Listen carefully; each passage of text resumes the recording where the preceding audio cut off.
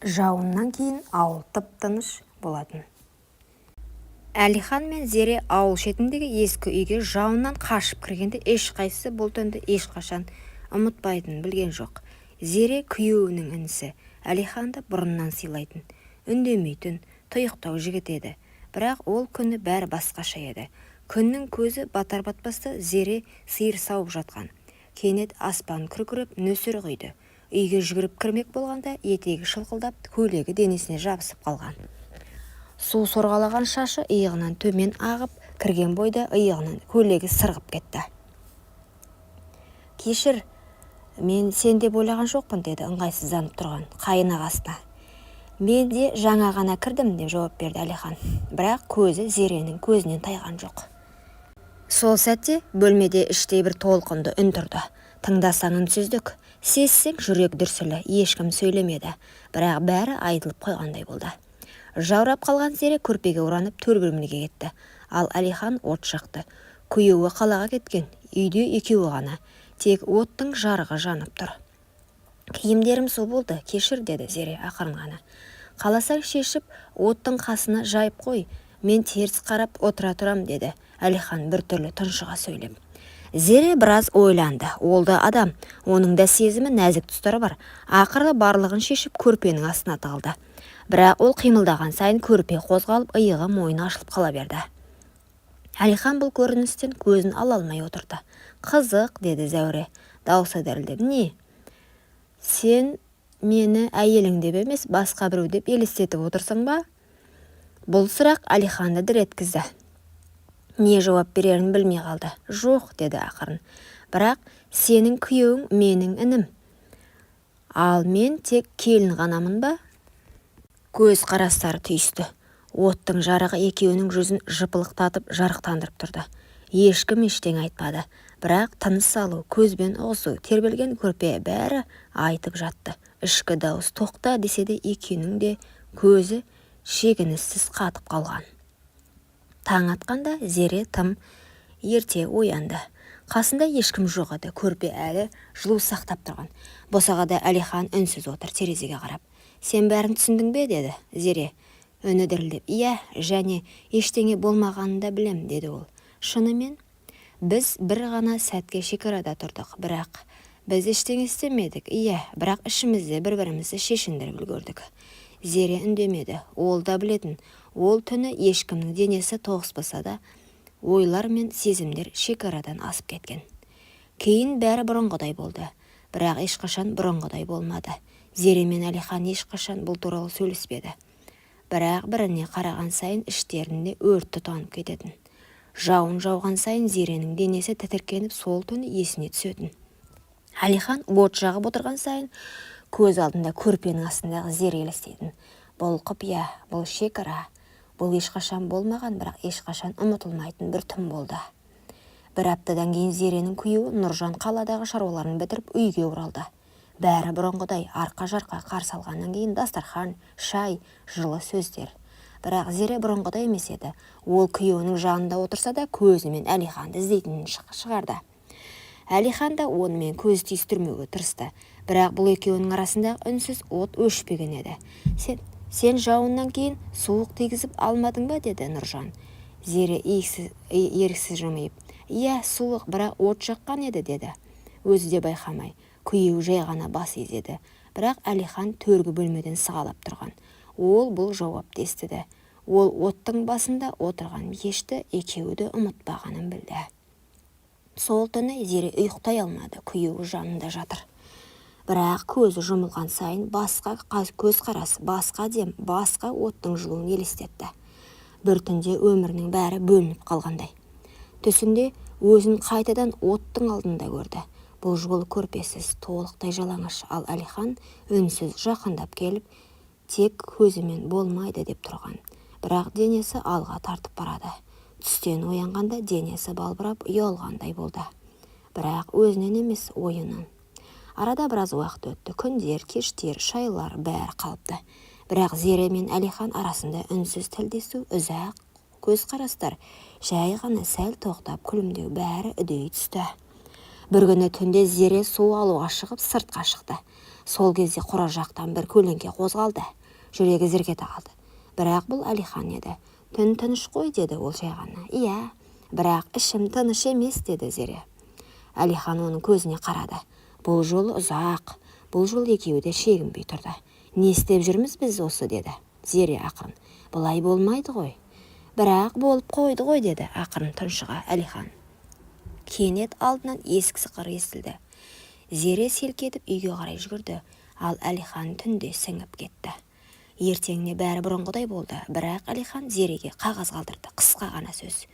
Түсімде сен үнемі оттың жанындасың, көрпенің астында. Сен мені неге түсіңде шақырасың, Зере? Зере хатты қайта-қайта оқыды. Жауап бергісі келді, бірақ қалай? Күйеуінің көзіне қарай алмай жүрген келін өз жүрегімен күресе алмай қалды. Сол түннен кейін көп ұзамай Зеренің басы айнала бастады. Асқа зауқы соқпай әлсіреп жүрді. Алғашында өзі де мән бермеген, бірақ бір күні шай құйып отырып қолындағы кесені түсіріп алды. Әлсіздік пе, әлде жүректегі қорқыныш па? Өзі де білмейді.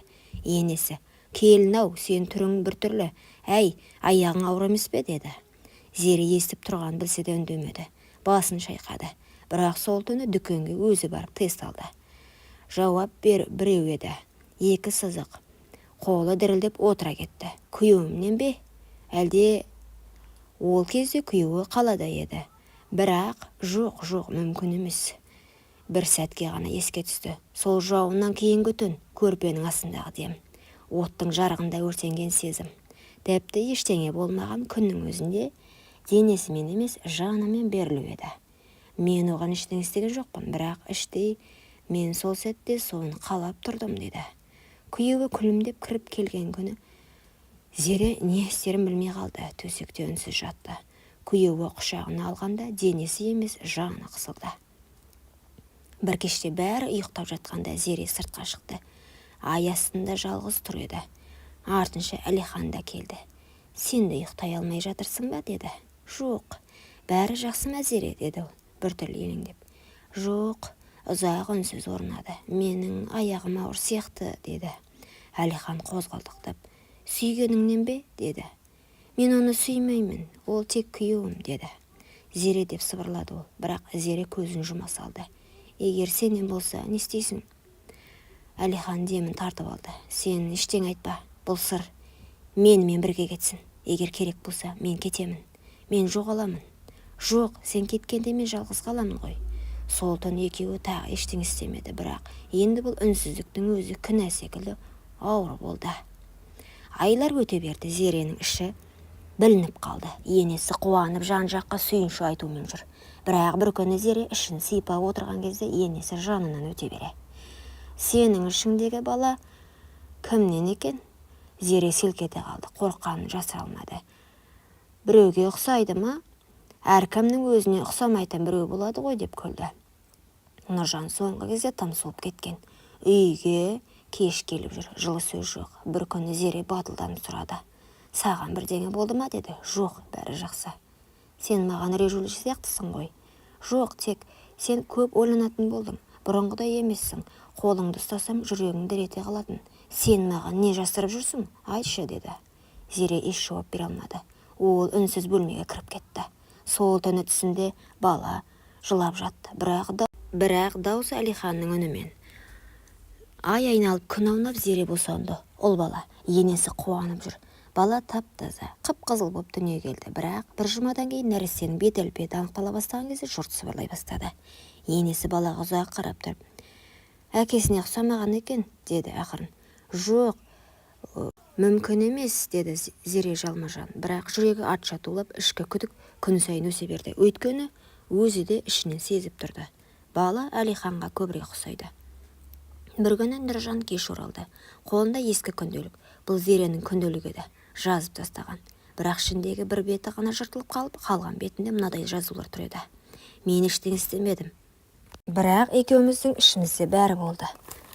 Жалаңаш сезім денеге тимей-ақ сындырады екен. Әлихан, кешір мені.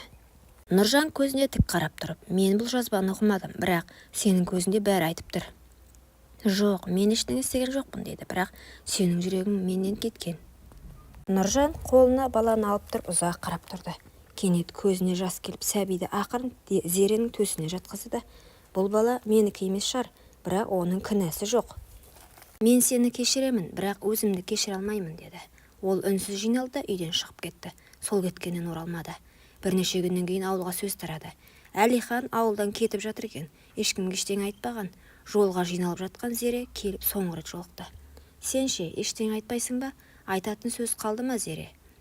Бала, ол менікі болсын болмасын, мен оны ешқашан көре алмаймын. Неге? Себебі мен күн сайын сенің көзіңнен өзімді көріп, өзімді жек көргім келмейді.